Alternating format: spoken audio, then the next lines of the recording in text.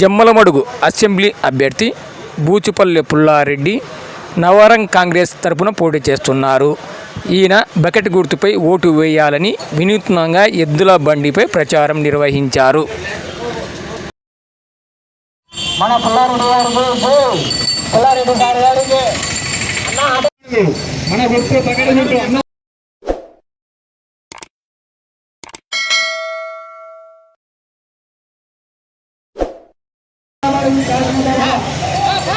అభ్యర్థి శ్రీ పుల్లారెడ్డి గారికి ఓటు వేసి గెలిపించవలసింది లేదా ప్రార్థన.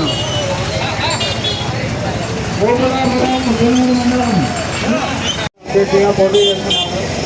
వారు ఎన్నో సంవత్సరాల నుంచి ఇక్కడ ప్రజలకు సేవలు అందించారు. ఉపాధ్యాయుడిగా, లెక్చరర్గా ఈ ప్రాంత ప్రజలందరికీ సుప్రసిద్ధులు. సార్ని అఖండమైన మెజార్టీతో గెలిపించవలసిందిగా ప్రజలందరినీ కోరుకుంటున్నాను. ఆయన విద్యావంతుడు, జమ్మలమడుగు నియోజకవర్గాన్ని ఎంతో అభివృద్ధి చేస్తాడని మాకు మనస్ఫూర్తిగా నమ్మకం ఉంది. మీరు కూడా ఆశీర్వదించి పుల్లారెడ్డి గారిని గెలిపించవలసిందిగా కోరుతున్నాము. రావాలండి, నవరం కాంగ్రెస్ పార్టీని గెలిపించండి, బకెట్ గుర్తుకు ఓటు వేయండి. ఓపులాపురం ముత్తనూరు మండలం జమ్మలమడుగు శాసనసభ అభ్యర్థి శ్రీ బూచుపల్లి పుల్లారెడ్డి గారికి మన ఓటు బకెట్ గుర్తుకు ఓటు వేసి పుల్లారెడ్డి సార్ గారికి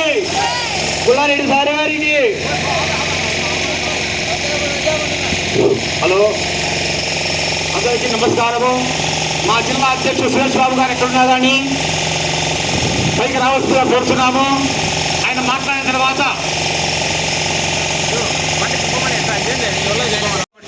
జాగ్రత్తగా మనసుకోండి. మీరు ఇలా మీ మనసు మారితే నేను సంతోషిస్తాను. మారకపోతే ఇది అంతం కాదు, ఇది ఆరంభం. అంతం కాదు, ఇది ఆరంభం. ఓడినా గెలిచినా ఒకటే. వీడు పుల్లారెడ్డి అంటే మా చేసి నాకు ఆ పేరు ఎందుకు తెలిసిన మీకు? పుల్లారెడ్డి అంటే మామూలుగా 3 కథలు చెప్తాను మీకు. ఒకటి, పుల్లారెడ్డి అంటే పుట్టక పుట్టి పుల్లారెడ్డి పేరు పిలుస్తారు. పుల్లిచ్చినాకులు దొల్లించి అంటే అందరికి అన్నదానం చేసి ఇచ్చినాక పిల్లవాడిని దొల్లిస్తారు. అప్పుడు పుల్లారెడ్డిని పిలుస్తారు. రెండవది, అందరినీ అడుక్కొని వచ్చి మెడలో కంట పెడతారు. ఆ 2 పోతాయి. మూడవది ఏంటి చెప్పింది, మా జేజే చెప్పిందంటే మా ముస్లిం కూడా చేరి పుల్లారెడ్డి పేరు నాకు గుర్తించింది. నేను అడిగాను, ఏమమ్మా అందరి పేర్లు, నీ కొడుకు పేరు నారాయణ రెడ్డి, ఆయన పేరు అసిరెడ్డి, నాకేం పెట్టావు గుసిదాన్ అంటే ఆమె ఏమన్నది, నాకు మా భర్త పేరు నీదండి, మా పేరు పుల్లారెడ్డి అట్టగాడు నేను పైపెట్టి సావు అంటే చెప్పా. ఆ తర్వాత ఆ పుల్లారెడ్డి పేరు ఎందుకు పెట్టామని చెప్పింది. పుల్లలు ఏ విధముగా ఉపయోగపడతాయో, పూలో పడి అన్నదానం చేస్తాయో అలాగా నీ పిల్లలకు ఉపయోగపడాలా అని పెట్టా అంటే ఎంత గొప్పగా చెప్పిందో. అందుకే నాకు ఆ భగవంతుడు వేసినప్పుడు బకెట్ ఇస్తున్నాడు. బకెట్ లేని నువ్వు స్నానం చేయలేవు. బకెట్ ఎంత ఉపయోగం, పుల్లారెడ్డి ఎంత ఉపయోగం అది గుర్తుపెట్టుకో. బకెట్ మీద అవుతూనే అవుతావు కదా. నువ్వు స్నానం చేయాలన్నా బకెట్ కావాలా, వెళ్ళిపోవాలన్నా బకెట్ కావాలా, నీ పిల్లలు స్నానం చేయాలి బకెట్ కావాలా. ఇప్పుడు ఆయన గట్టి కానీ కూర్చోంటాడు, ఆడుతాడు. ఏం సార్ నాకు కావాలంటే చేస్తాడు. మీరు పోయి అక్కడ మీద కూర్చుంటే మీకు ఇచ్చే 3,000కు 30,000 ఖర్చు అవుతుంది. తిరిగి సాగాల. పాలు పెట్టుకొని, ఇది పెట్టుకొని, వాళ్ళ సుమ్మలు పెట్టుకొని, పాలు పెట్టుకొని 30,000 ఆఖరి కూర్చునమంటారు. అంతే గమనించండి. ఇంకా దానికన్నా నేను చెప్పలేను. ఇంకా ఇంతకంటే కాబట్టి జై భరతమాత, జై భరతమాత, జై భరతమాత. నమస్కారం. దీనికి అందరూ బాగుండాలి, అందులోనే ఉండాలి. అది నాకు కావాల్సిన కోరిక. కాబట్టి మీరు ఆలోచన మెదవులారా, మీలో కొంత చలనం కలిగితే నా సుప్రభుత్వాను మళ్ళీ ఏదైనా వచ్చినప్పుడు కలుస్తా, నరుకుతా. మా మసాలా రాసండి మళ్ళీ జై భరతమాతమ్మా. Thank you sir. జమ్మలమడుగు శాసనసభ అభ్యర్థి శ్రీ గారికి బకెట్ గుర్తు ఓటు వేసి వేయించవలసిందిగా ప్రార్థన. ఉద్దేశించి కాదు, ఒకరి కించపరిచేది కాదు. నాలో ఉన్నటువంటి యొక్క ఆవేదన మాత్రం మీకు చెప్తున్నాను. ఏమిటి? ఓటున్న ప్రజలకు కోటి దండాలు, ఓటున్న ప్రజలకు కోటి దండాలు. ఎందుకు చెప్తున్నానంటే ఈరోజు దాదాపు ఒక 30 సంవత్సరాల క్రితం చూస్తే రాజకీయ నాయకులు ఇలా ఉండేవాళ్ళు మీకు అర్థమవుతుంది. మన యొక్క నియోజకవర్గంలోనే పెద్ద బసవల ఈశ్వరెడ్డి గారు 500 ఎకరాలు ఉన్నటువంటి ఆయన ఈనాడు తన మనమడు 50 ఎకరాలతో ఉన్నాడు. ఎందుకు? అంకిత భావం. ఆయన ఎవరికే డబ్బులు ఇవ్వలేదు, ఏ పొందలేదు, అయినా గెలిచాడు. పైన నాగిరెడ్డి అనంతపురంలో ఎలాంటి డబ్బులు ఇవ్వలేదు, 5 సార్లు గెలిచాడు. ఎందుకు? అంకిత భావం. ఈనాడు నా ఆవేదన ఏమిటంటే, ఈనాడు కొండలు తరిగిపోతున్నాయి, మట్టి తరిగిపోతుంది, ఇసుక తరిగిపోతుంది. అంగట్లో మనం ఇసుకను కేజీ 50 రూపాయల బియ్యమాలు కొనుక్కోవాలి పరిస్థితి ఏర్పడుతుంది. ఎందుకు చెప్పండి? వర్షాలు కురవలేదు, చెట్లు ఎండిపోతున్నాయి, పువ్వులను ఆక్రమించుకుంటున్నారు, కొండలు తరిగిపోయినాయి, వర్షాలు తగ్గుతున్నాయి. ఎవరయ్యా పట్టి ఉండేది? రైతుల ఆవేదన ఎలా ఉంది? కరువు వచ్చి తనాలు తీస్తుంటే పట్టించుకోలేదు. వాళ్ళ మంత్రులకు వాళ్లకు సౌకర్యాలు మాత్రం కోగు కొలలు. రైతులు ఆకలితో అలమటిస్తున్నారు. అయ్యో రామచంద్ర అని ఆకలిస్తుంటే కొంత రుణమాఫీ చేస్తారని ఆశపడ్డాము. ఏ ఒక్క ప్రభుత్వం ఎవరు కూడా మనకు చింతించలేదు, మన యొక్క ఆవేదనను తీర్చలేదు. కాబట్టి మేము 15 మంది ఉన్నాం. మీలో మంచి ఎవరైనా చేస్తారని నమ్మకం కలిగితే వాళ్ళు నాకేమని అడగలేదు. నేను ఈ యొక్క ముద్రలో దాదాపు 1 నెల రోజులు సమస్యాంధ్ర ఉద్యమం చేశాను, మీ అందరికీ తెలుసు. అయినా ఒక్క పైసా కూడా నా చేతి నుంచి పడలేదు. 10 లక్షల రూపాయలు ఖర్చు పెట్టే ఊర్లో వాళ్ళంతా ఇచ్చారు. నాకు ₹1 నాకు ఖర్చు పడలేదు, ₹1 వాడుకోలేదు. ఎందుకు ఇచ్చారు? నా మీద నమ్మకం ఇచ్చారు. ఎవరిపైనా దేశీ అంటే ₹1000 తక్కువ ఇవ్వలేదు. నేను మా పిల్లలు మేము పోతే అటువంటి యొక్క ఉద్యమాన్ని 1 నెల రోజులు నడిపినాను. 1 నెల రోజులు వేషాన్ని ఈ రోజు వేయకుండా వేషాన్ని వేశాను.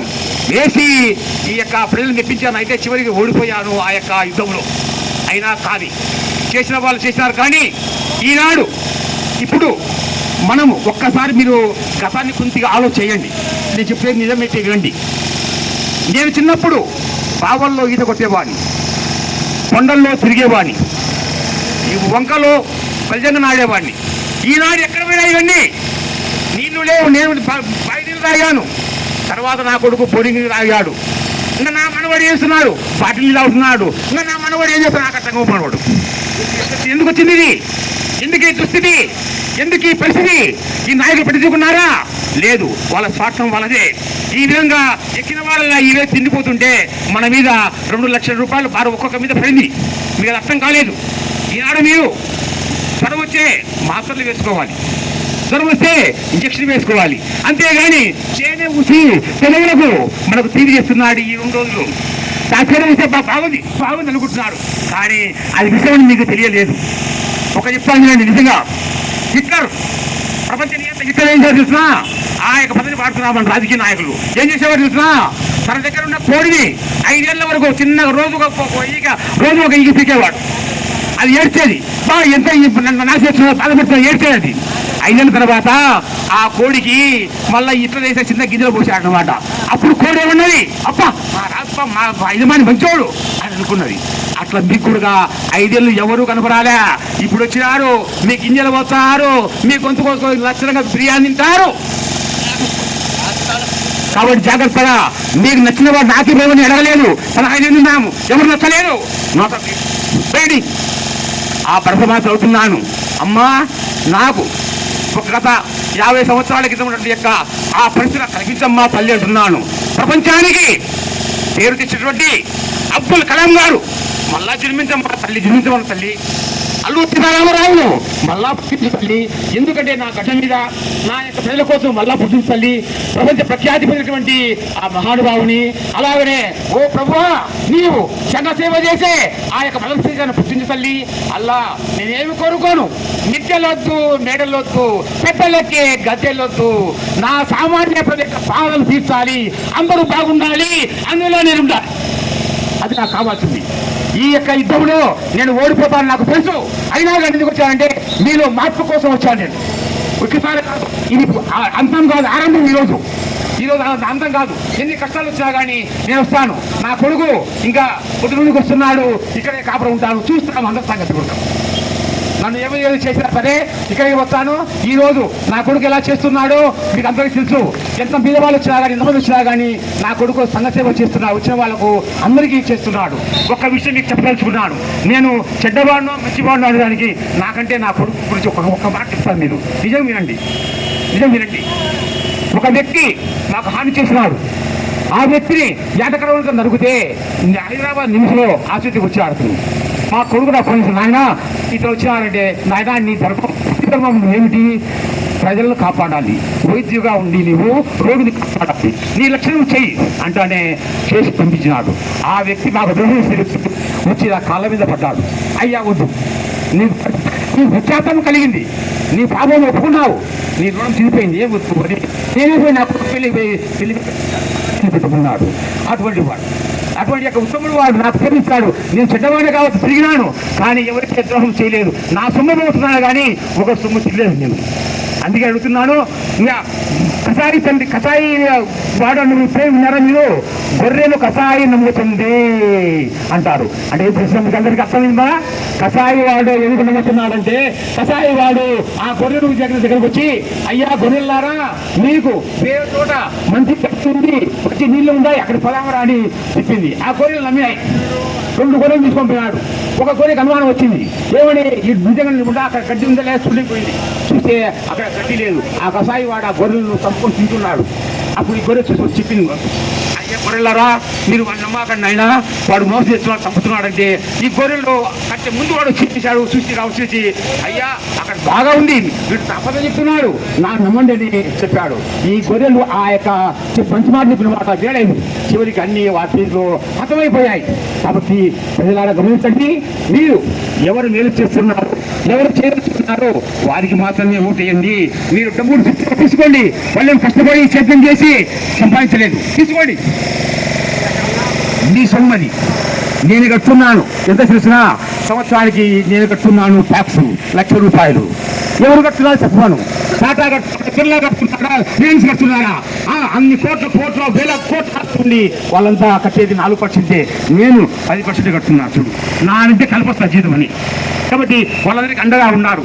ఈనాడు సిమెంట్ మూట ఎంత తెలుస్తున్నా? ఫ్యాక్టరీ తయారైతే 130 రూపాయలు, అది గంటకు అమ్ముతుంటే 450. ఎందుకైపోయింది? రాజకీయ నాయకులంతా ఇవ్వాలి, లేకుంటే వాళ్ళు కేసులు తిడతారు, కొడతారు. అందుచేత ఒక సబ్బు ఉంది, ఆ సబ్బు తయారు చేసడానికి 2 రూపాయలు అయితే ఖర్చు, కానీ మనం కొనేది 30 రూపాయలు. ఎట్లా అయిపోతుంది? ఈ విధంగా అవినీతింటే ఎన్నాళ్ళే మనం బతికేది? మీరు ఆలోచన చేయండి. నేనే మీకు చెప్పే విషయాల్లో అబద్ధాలైతే మీరు నన్ను నమ్మండి, కానీ మీరు కొద్దిగా ఆలోచన చేసి ఇప్పుడు కానీ ఆ మహాత్మా గాంధీ మహాత్ముడా అల్లూరి సీతారామరాజు కోసము, స్వాతంత్రం కోసం ప్రాణార్పించి అల్లూరి సీతారామరాజా మళ్ళీ పుట్టించయ్యా వారిని. అలాగనే మన ఆంధ్రదేశానికి ఆత్మార్పణ చేసి తెలుగు రాష్ట్రాన్ని ఇచ్చిన మహానుభావుడు అమరజీవిని గురించి చెప్పమంటున్నారు 2 మాటలు. మన తెలుగు వాళ్ళు ఎంత దౌర్భాగ్యంగా ఉన్నారో. మీలో శక్తి ఉంది, కానీ మీరు వినియోగించలేకపోతున్నారు. ఆయన 58 రోజులు నిరాకరణ చేసి చనిపోతే అక్కడ మన తెలుగు వాళ్ళు ఉండి కూడా ఆయన దగ్గరికి పోలేదు. అప్పుడు ఘంటసాల గారు వచ్చి ఆయన దగ్గర ఏడ్చి పాట పాడితే అప్పుడు అక్కడ తెలుగు విద్యార్థులు అక్కడికి వచ్చారు. తర్వాత కమిటీ ప్రకాశం మంత్రులు వచ్చారు. వస్తానే అందరూ తిట్టారు, ఏమిటా చెప్పింది లేదా, తెలుగు వాళ్ళకు వంశం లేదా ఏమిటి అంటే అప్పుడు చదివారు. మద్రాసు నాశనం చేస్తే అప్పుడు మనకు తెలుగు రాష్ట్రం వచ్చింది. అంత సులభంగా రాలేదు. అంత కష్టపడి సంపాదించినటువంటి తెలుగు రాష్ట్రాన్ని, తెలుగు ప్రజలను మన వాళ్ళు మనకి తీసుకుంటే మన చెప్పండి, మీరు చెప్పండి, జ్ఞానం చెప్పండి మీరే. కాబట్టి ఒకటి చెప్తున్నాను, మనకు బతికేది కొన్నాళ్ళు, సంగతి చేస్తాం, చేతులతో మనం ఉపయోగపడతాం, చెట్టు ఉపయోగపడుతుంది, నాకు ఇస్తుంది, ఏం రాసిస్తుందే. అలాగే మనం ప్రాణం ఉన్న మనము ఎందుకు ఉపయోగపడుతుంది? ప్రజలకు ఉపయోగపడుతుంది.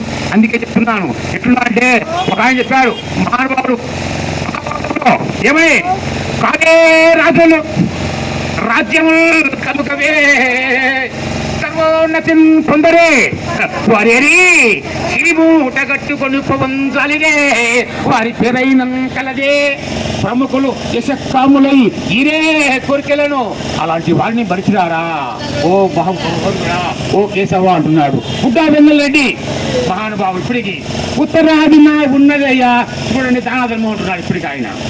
చొక్క సీతమ్మ చివరికి అన్నదానం చేసి చివరికి అన్నం లేకుండా ఉంటే చూసిన వాళ్ళంతా వచ్చి ఆమెకు ఆ ధనాన్ని ఇచ్చిపోయారు, డబ్బులు ఇచ్చిపోయారు. అటువంటి మహానుభావులు చుట్టుపల్లి లక్ష్మ ఇలాంటి దానకన్ను ఉంటారయ్యా మనకు. అటువంటి ప్రాణం లేకుండా చేతనాయగా సహాయం చేయండి. ముస్లింలలో వాళ్ళకు రంజాన్ పడంలో ఒకటి ఉంది, దాన్ని జకాత్ లేదంటారు, నాకేం తెలియదు అనుకోండి. దాన్ని ఏమంటారు? పేద ప్రజలకు ప్రాణం చేసి సంపాదించడంలో అని ఇస్తాం. అది కనిపిస్తుందా? పేదవాళ్ళు ఉన్నారయ్యా, నువ్వే కాదు పేదవాళ్ళు అనే యొక్క ఉద్దేశం అక్కడ ఉంది.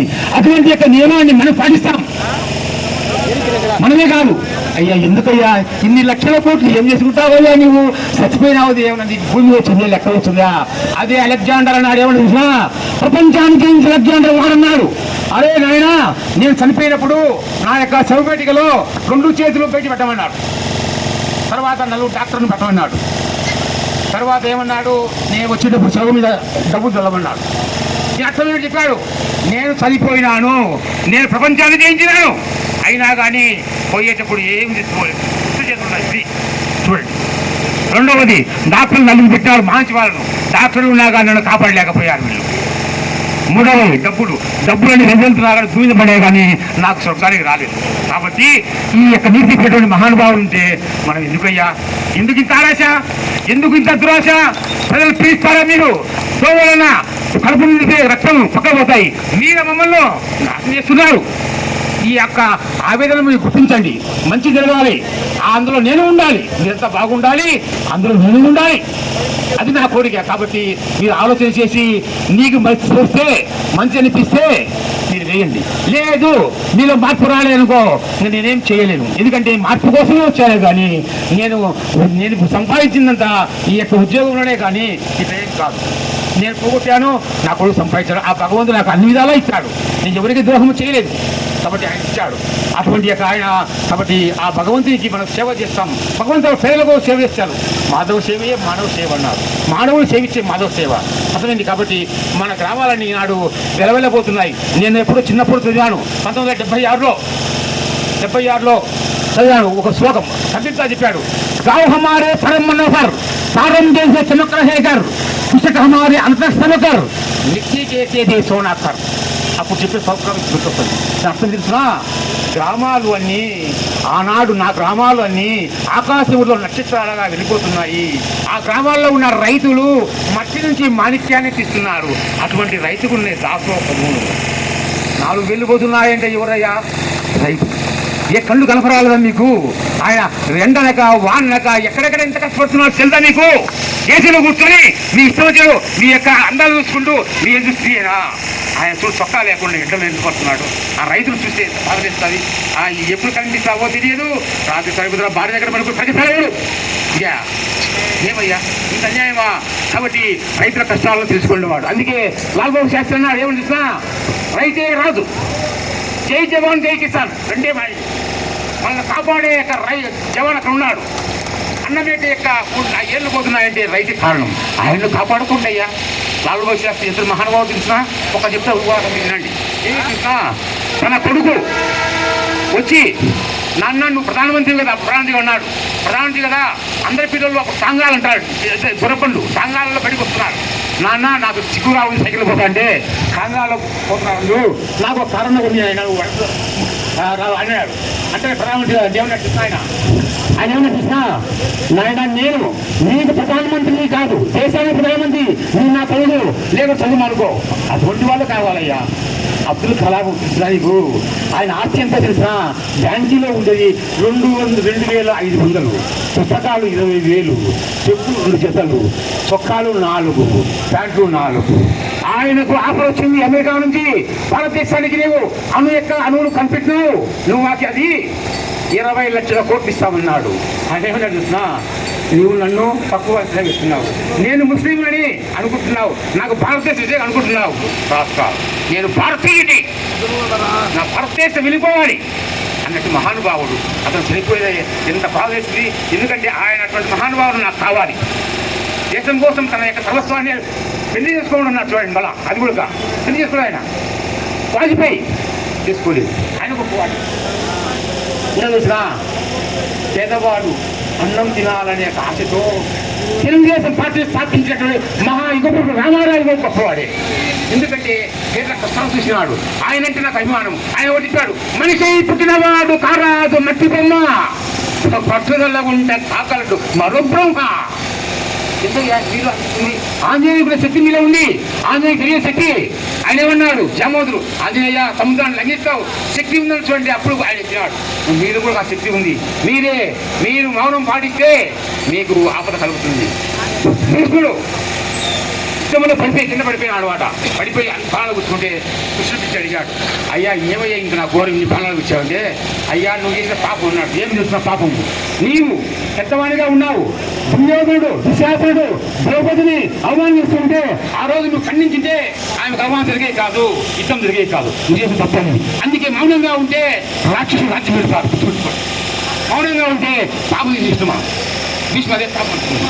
అందుచేత మహాపురుషులారా మీకు మరొకసారి చెప్తున్నాను, మేధావులారా, మేధావులు మౌనం పాటిస్తే మూర్ఖుడు రాజ్యం వెళుతారు అని గుర్తు. మీరు మేధావులుగా ఉన్నారు, నాకెందుకులే అంటే అంత నాకెందుకులే అంటే చివరికి మన వాళ్ళు పిచ్చమెత్తుకుంటారు. ఈమె ఎన్నోడలో వేల కోట్లు తెచ్చుకుంటే మనకెందుకే మన అట్లా పంచాయి.